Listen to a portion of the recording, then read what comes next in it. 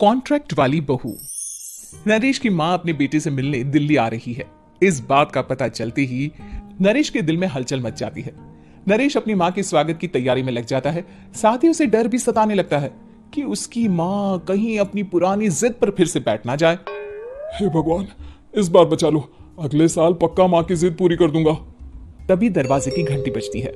नरेश दरवाजा खोलता है तो सामने अपने मकान मालिक को देखकर हैरान हो जाता है, क्योंकि उनके साथ एक सुंदर सी लड़की भी थी।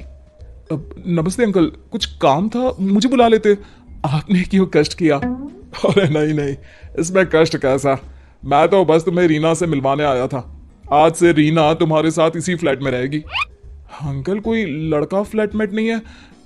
एक अनजान लड़की के साथ रहना मेरे लिए थोड़ा अजीब होगा। देखो नरेश, मैं तुम्हें पहले भी बता चुका हूं कि इस फ्लैट में तुम्हें किसी ना किसी के साथ एडजस्ट करना ही होगा, या फिर तुम अकेले पूरे फ्लैट का किराया दे दो, मैं किसी को नहीं रखूंगा। नरेश अपने मकान मालिक की बात सुन के रीना के साथ रहने के लिए तैयार हो जाता है, पर अंदर ही अंदर उसे ये बात खाने लगती है कि वो अपनी मां को क्या जवाब देगा जब उसकी मां रीना के बारे में उसे पूछेगी। दिन बीतने लगते हैं। नरेश और रीना अच्छे दोस्त भी बन जाते हैं, पर अभी भी नरेश अपनी प्रॉब्लम का सलूशन नहीं ढूंढ पाता। एक दिन नरेश बहुत परेशान सा बैठा होता है। तभी रीना उसे पूछती है, क्या हुआ नरेश, तुम काफी परेशान लग रहे हो, सब ठीक तो है ना? हाँ सब ठीक है, बस एक छोटी सी प्रॉब्लम है। वो एक्चुअली 2 दिन बाद मेरी माँ मुझसे मिलने आ रही है। अरे तो इसमें प्रॉब्लम क्या है, ये तो खुशी की बात है। हाँ रीना, बट मेरी माँ एक जिद लेकर बैठ गई है कि मैं शादी कर लूं, पर मैं अभी इस चीज के लिए तैयार नहीं हूं। ऊपर से जब वो तुम्हें देखेगी तो 100 सवाल करेगी, क्या जवाब दूंगा? अरे इसमें कोई टेंशन वाली बात नहीं है। मेरे पास ना इस प्रॉब्लम का सोल्यूशन है, जिससे ना तुम्हें शादी करनी पड़ेगी और ना ही तुम्हारी माँ मेरे बारे में कुछ पूछेंगी। रीना की बात सुनकर नरेश सोच में डूब जाता है। वो सोचता है कि रीना खुले ख्यालों वाली लड़की है, कहीं माँ को सच बता ना दे। नरेश को सोच में डूबा देखकर रीना कहती है, अरे क्या हुआ, किस सोच में पड़ गए? डोंट वरी, जैसा तुम सोच रहे हो ना वैसे कुछ भी नहीं है। मेरे पास एक प्लान है। मैं कुछ समझ नहीं पा रहा हूँ, कैसा प्लान? मैं समझाती हूँ।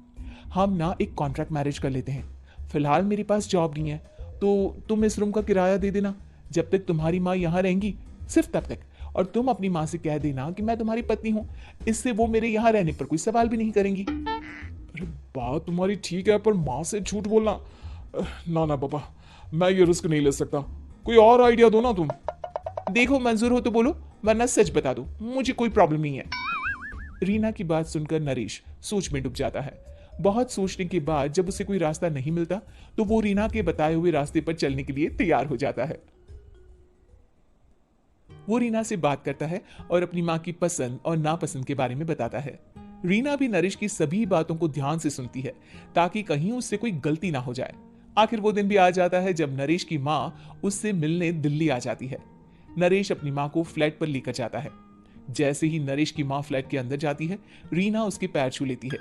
ये देखकर नरेश की माँ थोड़ी घबरा जाती है और नरेश से पूछती है, अरे बेटा नरेश, ये कौन है? माँ, ये आपकी बहू रीना है। माफी चाहता हूँ, सब कुछ इतनी जल्दी में हुआ कि आपको बता ही नहीं पाया, इसलिए सोचा कि क्यों ना आपको सरप्राइज दिया जाए। अरे बेटा, मैं तो बस तेरा घर बसा हुआ देखना चाहती थी। हाँ, बहुत अरमान थे अपनी इकलौती बेटी की शादी को लेकर, लेकिन कोई बात नहीं, शायद किस्मत को यही मंजूर होगा। ये कहते ही नरेश की माँ रीना को गले लगा लेती है। रीना बेटिया, मेरा बेटा ना थोड़ा नादान है, पर तुम काफी समझदार लगती हो, और मैं जानती हूँ कि तुम इसका बहुत अच्छे से ध्यान रखोगी। माँ आप चिंता मत कीजिए, मैं सब संभालूंगी। नरेश की माँ अपने बहू और बेटे के साथ खुशी खुशी रहने लगती है। दिन बीतने लगते हैं। नरेश की माँ और रीना का रिश्ता बहुत मजबूत होता चला जाता है। वो दोनों सारा दिन एक साथ रहती और खूब बातें करती। इधर साथ रहते रहते नरेश और रीना भी एक दूसरे से प्यार करने लगते हैं। दोनों को इस बात का एहसास हो जाता है, फिर भी वो इस बात को छुपा कर ही रखते हैं। एक दिन नरेश की माँ और रीना शादी के बारे में बात करने लगते हैं। रीना बिटिया, ये तो नरेश ने मुझे बिना बताए शादी कर ली, वरना मैं तो अपनी इकलौती बेटी की शादी इतनी धूमधाम से करती कि सारी दुनिया देखती रह जाती। अच्छा माँ, आप ऐसा भी क्या करती नरेश और मेरी शादी में जो दुनिया देखती रह जाती? अरे बिटिया, एक माँ के अरमान तुम अभी नहीं समझोगी। मैं तो अपनी बहू को एक रानी की तरह लेकर आती और शादी भी बिल्कुल शाही अंदाज में करती। पर मेरे तो सारे अरमान ऐसे ही रह गए। खैर, मुझे तो अपने बेटे और बहू की खुशी चाहिए बस। ये कहते हुए नरेश की माँ की आंखों में आंसू आ जाते हैं। रीना भी ये सुनकर ख्यालों में खो जाती है, क्योंकि वो भी मन ही मन खुद को नरेश की पत्नी और उसकी माँ की बहू मानने लगी थी। शाम को जब नरेश ऑफिस से घर आता है तो रीना खुद को रोक नहीं पाती और नरेश के सामने उसकी माँ को अपने और नरेश के रिश्ते का सारा सच बता देती है। रीना की बात सुनकर नरेश की माँ दोनों से बहुत नाराज हो जाती है और घर वापस जाने की बात करने लगती है। तुम दोनों ने मुझसे सच छुपाकर बहुत ठेस पहुंचाई है मुझे। अब तुम लोगों के साथ नहीं रहना चाहती मैं। कल ही वापस चली जाऊंगी अपने घर। माँ, मुझे माफ कर दो। ये सब मैंने रीना के कहने पर ही किया है, वरना मैं भी आपको कभी ठेस पहुंचाने के बारे में सोच भी नहीं सकता। हाँ माँ, हमने ये सिर्फ आपका दिल रखने के लिए किया। प्लीज हम दोनों को माफ कर दीजिए। तुम दोनों ने मेरे अरमानों के साथ खिलवाड़ किया है, और वैसे भी मुझे अपने बेटे के लिए एक अच्छी लड़की ढूंढनी है, इसलिए मेरा यहाँ से जाना ही बेहतर होगा। माँ की ये बात सुनकर रीना खुद को रोक नहीं पाती। माँ, क्या मैं आपके घर की बहू बनने लायक नहीं हूँ? रीना की बात सुनकर नरेश हैरान रह जाता है। नरेश की माँ भी कुछ समझ नहीं पाती। मैं कुछ समझी नहीं, आखिर तुम कहना क्या चाहती हो? माँ, मैं वो नरेश से बहुत प्यार करती हूँ और साथ ही साथ मैं आपको भी अपनी माँ मान बैठी हूँ। आज जब आपकी बातें सुनी तो खुद को रोक नहीं पाई, इसलिए सारा सच आपको बता दिया।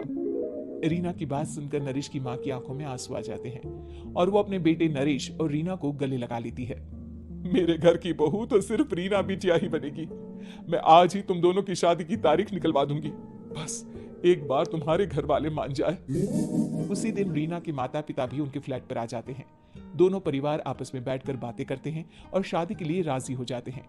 रीना भी कॉन्ट्रैक्ट फाड़ देती है और कहती है, सही मायने में मैं अब बहू बनूंगी। अब तक तो सिर्फ कॉन्ट्रैक्ट वाली बहू थी।